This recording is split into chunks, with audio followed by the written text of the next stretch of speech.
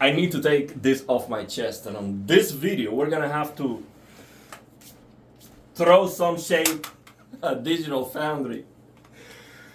Look, I like Digital Foundry for the most part. I watch all their videos. I am with them when they cover all the performance issues that we have with Unreal Engine, all the stuttering, all this nonsense that we have with gaming right now. But for some reason, Digital Foundry loves ray tracing, okay? And even when they are making an performance analysis of a game running on a console, within the first minute of the video, they mention the game is missing a key feature. It doesn't have ray tracing.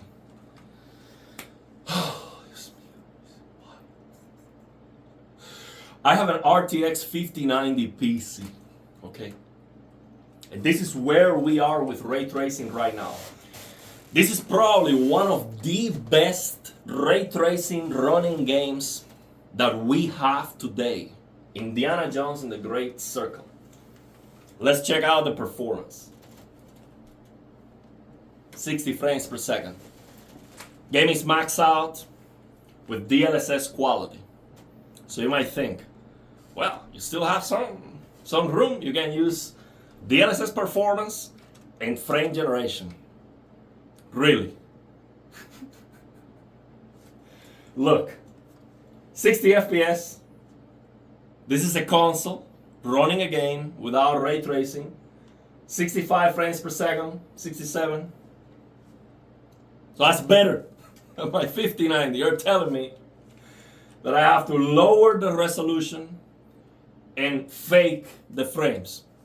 And look, I like frame generation, but not to get 120 frames per second, okay? My 5090 can give me 120 frames per second on any game. Why would I have to turn on frame generation?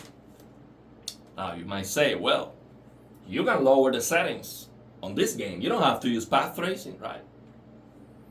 The problem is, when I turn off path tracing, for some reason now, I have a bunch of noisy shadows that are very distracting and a bunch of problems with the image quality. And the game still has ray tracing. You cannot turn off ray tracing completely in this game. That is a problem. And the reason why today we have this situation is because of the push for ray tracing from channels like Digital Foundry. Okay, I have to say it. Somebody has to say it. Again, I really like their coverage, but this is nonsense. Look, let's take a look at this. This is the very beginning of their video. Okay, the very beginning, look. 2 seconds right now. We got some music. Hey, why is the audio not playing? Let me fix this real quick. I couldn't believe this. They couldn't help themselves. Okay. Let's check out. Oh, the audio's off. Okay, let's check out this. There's some music at the beginning. Dismemberment physics return alongside. Look, second 23 right now, okay? A robust world streaming system that services a parkour moveset. Looking at PlayStation 5, PS5 Pro, Series X and S today though, the beast is missing a key feature at launch in the form of ray tracing support. Techland has promised less than 40 seconds within the video, and the game is missing ray tracing. Is that so important? Look, they are praising the game because it runs well on the consoles, okay? You're getting 60 FPS on a first-person shooter. That deserves some praise. I don't think so. The games should be running at 120 FPS on the consoles. Why? Well, because these consoles are capable of that output. Lower the graphics, first-person shooter, 120 FPS, no frame generation, okay? That is possible. We don't have that. The standard, the bar is so low that upscaling, heavy upscaling, lower resolution to get 60 FPS, that's considered very good. As long as the game doesn't stutter, that's where we are. And that's why people look at this 60 FPS on a 5090 and they think, that's very good. You can still use upscaling and frame generation. That's not good, man. That is garbage performance. That's absolute trash and it makes no sense. Now, does the game look good? It has to. It's a 5090, a 4K QD OLED TV and full path tracing. It has to look good, but this doesn't run. This doesn't run. And the problem is when you try to get more performance, again, game looks good. But now I want to get more performance and I still want to use ray tracing because it's amazing, right? Well, let's see if we can do that. I'm going to lower my resolution by upscaling from 1080p. Okay, so right now we have DLSS quality. I'm going to go to DLSS performance. Okay, let's see what we got. Oh, 77 frames per second. That's still not good. That's still not good enough. Now I can use frame generation, right? With frame generation, I have the performance that I'm looking for my 144 hertz QD OLED TV, right? So let's turn on frame generation. I mean, I can't even see from here. Let's see where frame generation is. Let's see what we get with that. Okay, here it is. DLSS frame generation 2x. Don't even think about 3x if you have a 144 hertz display, okay? That's gonna be absolute garbage. So now we have all our fake frames. And now, finally, I'm getting 138 frames per second. My 5090 is maxed out. And the problem is, when you play the game, there's a cutscene. Without frame generation, you're cutting your frame rate in half. And it's so jarring to see that difference back and forth. It's very distracting in my opinion. Now, frame generation implemented in this game is actually probably the best that I have seen. Among the best. The ghosting is not that bad, and the input lag is not that bad. It is usable, okay? But my 5090 can give me 138 frames per second on any game without using frame generation. And it should be able to give me that with DLSS quality, bare minimum. That's what I want to see on my 5090. And the problem with these games that come with forced ray tracing is that that's not on the table. That's not on the table because even if you turn it off, you still have ray tracing. And the problem is you turn off this full path tracing, which of course is recommended, right? You just turn it off because it's just too demanding. Well, the problem is now you're gonna see a bunch of noisy shadows that should not be there. Look, these shadows look bad and they are distracting. I have seen many games without ray tracing that have beautiful shadows. Ray tracing is about accuracy. Okay, accuracy of the lighting, the shadows, the reflections. I don't care about that accuracy if it's going to cut my frame rate in half. I really don't. Look, right now with path tracing off, and again, the game still has ray tracing. If I turn off frame generation, let's see the performance that we get. I'm going to increase the resolution, which is what I want. That's why I bought the 5090, because I wanted more pixels, right? I wanted a more beautiful game, a sharper looking game. So I'm going to use DLSS quality and I'm going to turn off frame generation. This is the way I want to play the game. Now I'm going here. Well, now we're getting 138 frames per second and the 5090 is at 86%.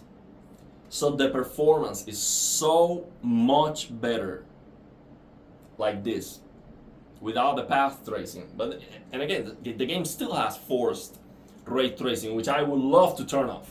Okay, to now use DLAA or even DLAA with DLDSR and get beyond 4K. I want more pixels. But the problem is, even if you do that, you know, this game, it just looks bad. Look at all these shadows flickering. Why? Okay, why? Let me turn off ray tracing and fix this problem. I don't care about the accuracy of these shadows. I do not even care that they are moving, okay? This is a very linear game. This is not an open world game with dynamic time of the day. This the sun here is not gonna move. Okay? We have the same forest, it's linear, nothing's gonna happen. So why would you ruin the graphics with ugliness and kill the performance for no reason? Okay? Some games don't need a dynamic lighting system that's gonna kill the performance. I much rather have a texture there. I mean, it's a shadow that looks perfect. It doesn't move anywhere, but it looks beautiful. Give me that. I don't care about the accuracy. Okay? Now again, don't get me wrong, ray tracing looks good, but it's not ready. It's not ready. Someday, the GPUs are going to have so much, AI and ray tracing power that we're gonna turn it on and the games might even run faster, maybe. It's gonna be better. But we're not there yet. Okay, 5090, still not good enough for ray tracing. So, please, man, please, stop with the ray tracing push. It's not good for the industry. We don't want developers to rely on ray tracing. Yes, it makes the development easier, right? So the idea is you turn it on and it just works, right? Like Jensen likes to say, it just works. Everything works. The penumbra works. I get it. But the thing is, so the idea is you turn it on, you don't have to work on it, so you can just focus on the game, right? To make a good game. Beautiful idea. Now, is it working right now? No, it's not working because game graphics have changed almost imperceptible from 2015. You can play Rise of the Tomb Raider or, from 2015, I think it is. It looks great. Or Batman Arkham Knight. It looks fantastic. No ray tracing. So what we need as an improvement is basically, DLSS 4, I like it. Frame generation, I like it. Especially once we have 500 Hz plus, displays, 4K.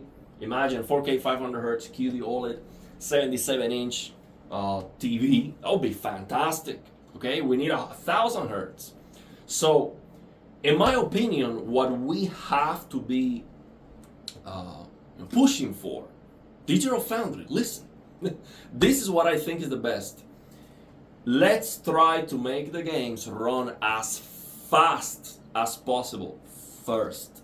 Let's get up to 500, 1,000 frames per second, okay? Let's go as high as we have display. So right now, 4K 240 Hertz, that's what we have for monitors. Okay, that's the standard. That's how high we need to go.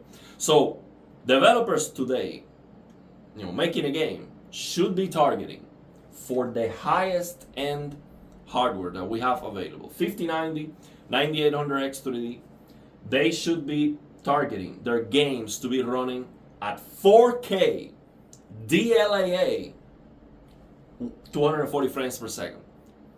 And make that look as beautiful as possible. That's it. So if any extra settings that's gonna lower the performance below that make no sense. No sense. And I'm talking about 240 frames per second without frame generation. Okay, real 240 frames per second. So now if you don't have a 5090, the game's still going to run great. The game is gonna run great. So in my opinion, now let's say next year now we have 500 Hertz 4K monitors. Now the performance needs to be better. Okay, that's a standard now. So the evolution of game graphics should be targeting first performance, clarity, no ghosting, no ugliness anywhere. Let's eliminate all the ugliness. If we need to lower the scope of the games, I'm good with that. I'm fine with that. Now, after that, after you accomplish the perfect performance, now, okay, well, let's try to make the games look better. Let's try to get more realistic lighting and shadows and all of that. I like beautiful graphics, don't get me wrong, but what I see is that when I open an old game, I am blown away. Because with my 5090, I can use DLDSR 2.25x of 4K with DLSS quality or DLAA at the same time.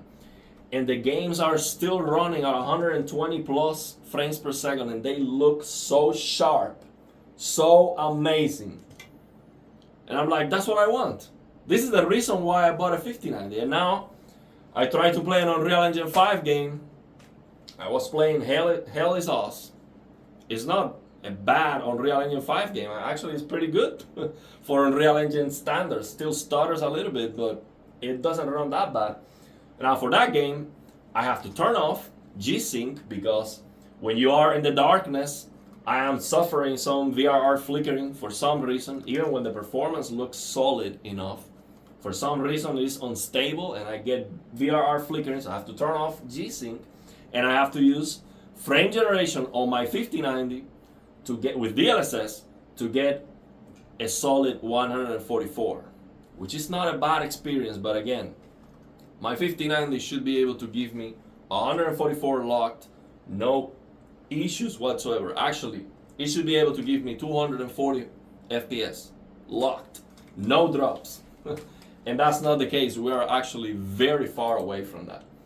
So yeah, that is my message to Digital Foundry. Please, man, please. You care about performance, that's for sure. I mean, this is what you do. I really like all the work that you do. I really like all the analysis and the format of the videos and your standards for no stuttering. Really enjoyed that, but there's a contradiction here. You're praising this game for running well, solid performance, which I would not call solid performance this, but for the standards we have today, yes, this is solid performance. If you have minimal to no stutter and you have over 60 FPS, that is considered to be good. That's a low standard that we have today because the games run very poorly, okay? Again, these consoles can do 120 FPS. They can. They can. We can get 60 FPS on a PlayStation 2. It just depends on the game, okay? Make the games run fast. That is first and foremost. And then after that, okay, let's look at the shadows, the reflections, and all of that. But you cannot be asking for ray tracing as a missing key feature. You're gonna kill the performance. Why would you do that? And we definitely don't need games to have forced ray tracing because now you have no choice. It's bad performance. There's no choice. Now you might think, well, what about the Ghost of Yotei? It's running at 60 FPS with ray tracing, or a Spider-Man or something like that.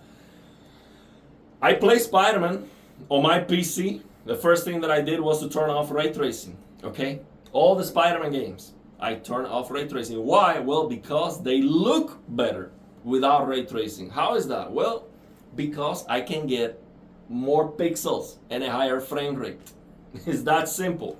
That's what looking better is. More pixels, higher frame rate, better fluidity, less ghosting, less problems, less issues. And I get it, ray tracing at its best can give you less noises and less issues. I get it. But I have seen games without ray tracing that don't have so much distraction. And that is definitely not the case with Indiana Jones and its forced ray tracing. These shadows look absolutely terrible. They are flickering and they are noisy and I don't like them at all. And I much rather have no ray tracing and no distractions like this. And I'll be happier with the game. So yeah, that is my take. And before we end the video, I noticed that we have some 5090s now. Actually, let me check that out. Okay, so I noticed the 5090s are still right now. They are finally down to almost MSRP. And you can even save money with a 5090. Look, this is my GPU right now. You can save $280. So the more you buy, the more you save, right? So should you buy an RTX 5090? For ray tracing, no. Okay, because maybe right now you have a 4070, 4060, and if you get your 5090 and turn on ray tracing, you're back to 4060, but now with ray tracing, basically. Because Again, it's like it cuts your performance in less than half. So it just, and this game is still using ray tracing. So from ray tracing bare minimum, and it's not even bare minimum, but from ray tracing to path tracing, you're cutting your performance in less than half. So imagine from no ray tracing, you can get much better performance to path tracing. Okay, it's just absolutely huge. So no, getting the 5090 is not gonna give you a much better experience if you want to use ray tracing. Okay, so you're back to square one. But do I recommend the 5090? Man, if you can get one, it's amazing, bro. The GPU is just a beast. So yeah, man, get one if you can. I mean, this is still very expensive, okay? And it's still way over MSRP.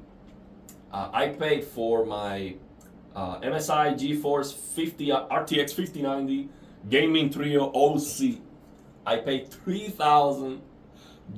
Okay, I'm talking about after taxes, shipping, and all of that. So the price was actually like $2,800, maybe a little bit more than what it was here, $27, $29.99. But now it is down to $24.49. Yes, man, get one if you can. It's amazing. Now, do I recommend specifically this MSI Gaming Trio? Well, I had an issue when I was setting it up, and you can see that in real time. I did a live stream. I had an issue when I tried to update the firmware.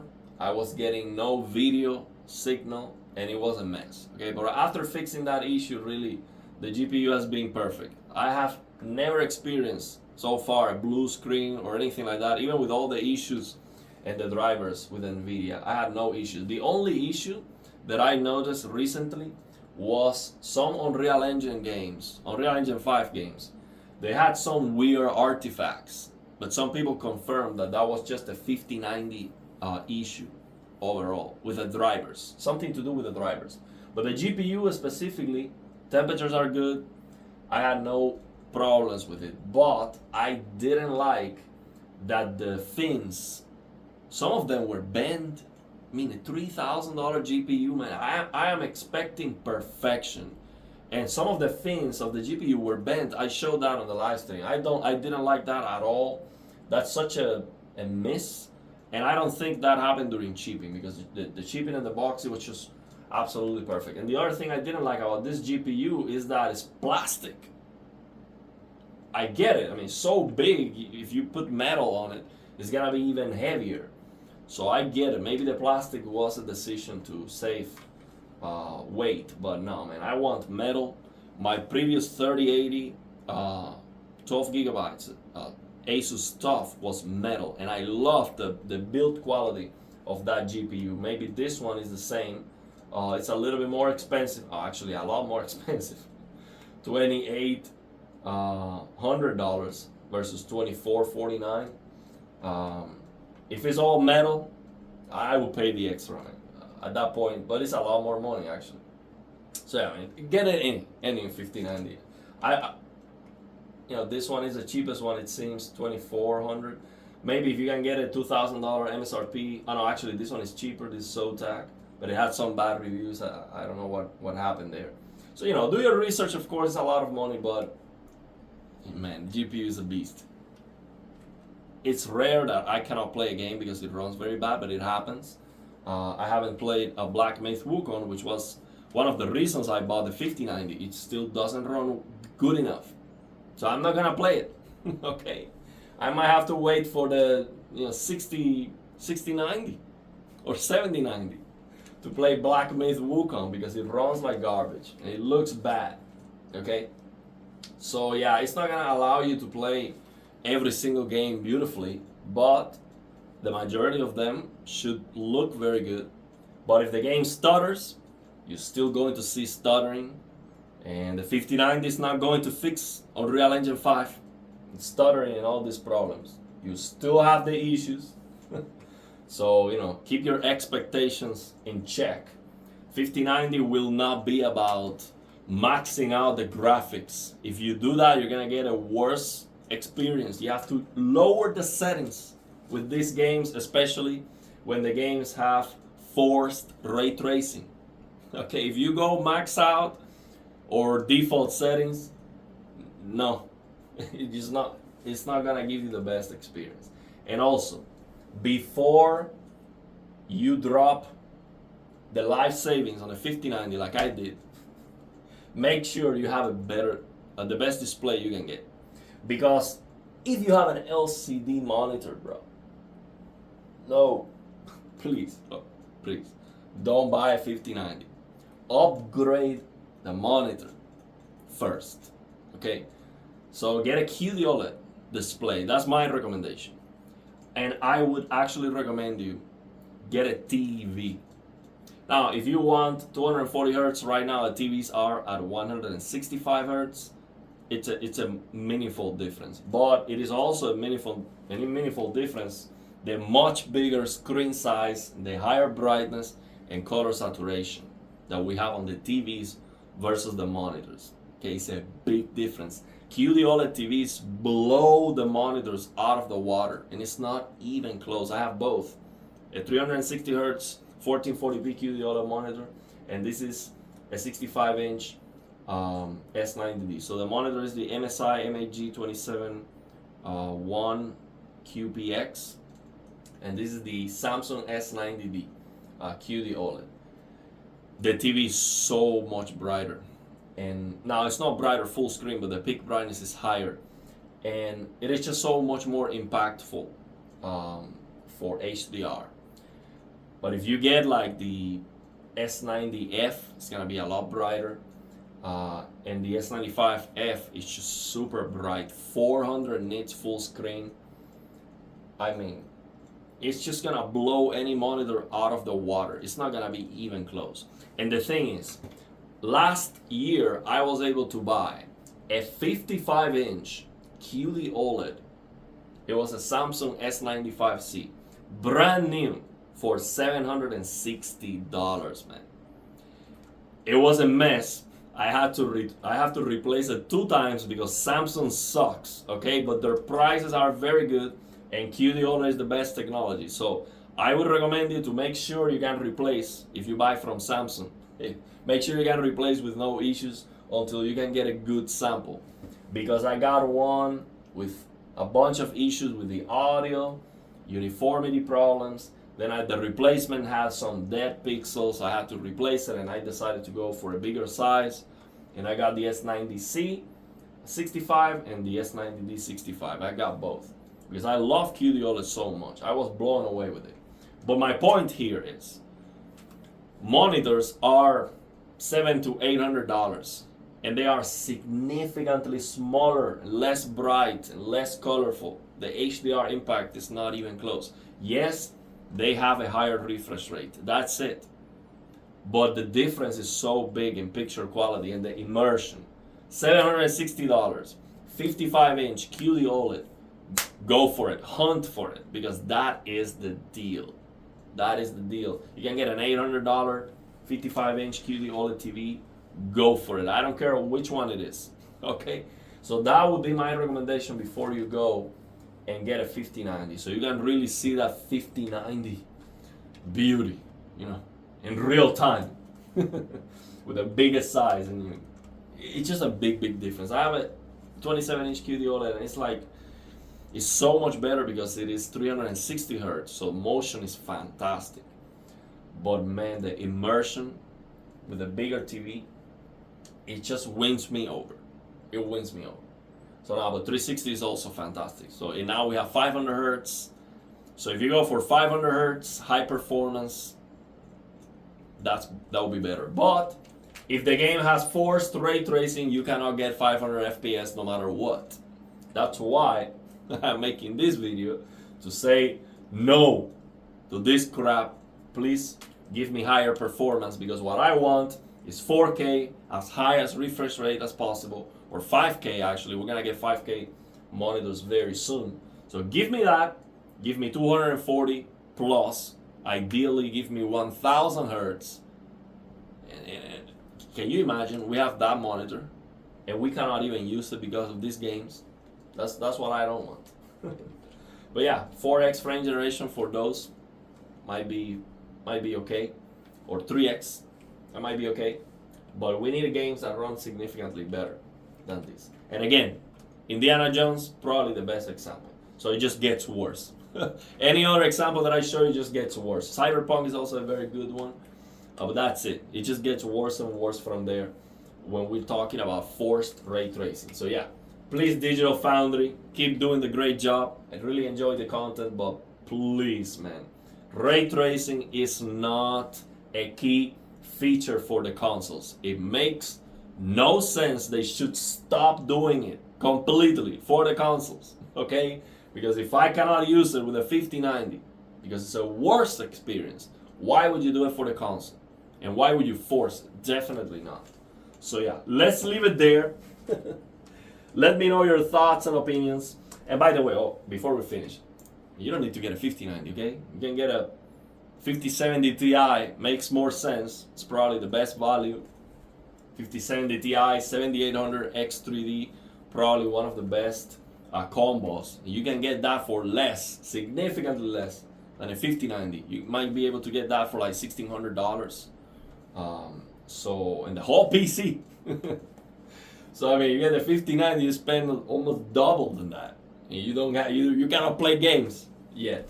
But of course, if you already have the PC, you only need the GPU upgrade. Then yeah, 5090 is mighty impressive. Okay, I love it. I have to say it. So let's leave it there, man. Let me know your thoughts and opinions, and if you have any questions.